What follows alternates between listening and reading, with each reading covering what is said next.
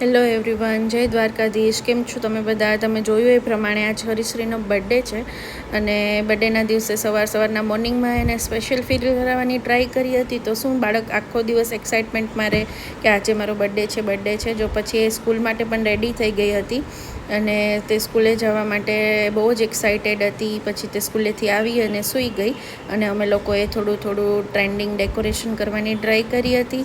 અને સાંજના ટાઈમે પછી અમારા ઘરે બહુ બધા ગેસ્ટ આવી ગયા હતા અને બધા સાથે રમતી હતી હરીશ્રી. અને રુદ્રાક્ષ પણ આવ્યો હતો ઘરે અને બધા જો એને રમાડતા હતા અને ડાન્સ કરાવતા હતા. પછી જો હું અહીંયા લંચની પ્રિપરેશન કરતી હતી. હું અહીંયા શાહી ટુકડા બનાવતી હતી ઘરે જ.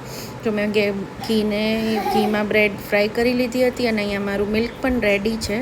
પછી અમે લોકોએ કેક કટ કરી અને પછી બધા જમ્યા. જો મેં આજે ડિનરમાં બનાવ્યું હતું છાશ, ભાજી, પુલાવ એન્ડ સેલેડ. અને સ્વીટ્સમાં મેં શાહી ટુકડા બનાવ્યા હતા અને બહુ બધાને મજા આવી હતી. બધા ઘરના જ ગેસ્ટ હતા. બહુ મજા આવી. બધા એ બાને ભેગા થાય અને છોકરાઓ પણ ખુશ થઈ જાય, એને પણ મજા આવે.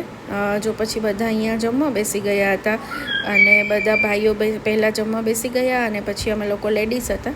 તો એ તો હું ભૂલી ગઈ હતી લેડીઝ જ્યારે જમવા બેઠા ત્યારે વ્લોગ બનાવવાનું.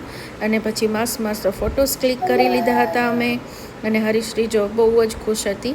એને કોઈ આવે એટલે તો બહુ જ મજા આવી જાય. અને જો મસ્ત મજાનું ફોટો સેશન અમે લોકોએ કર્યું હતું, એ પણ હું અહીંયા એડ કરું છું.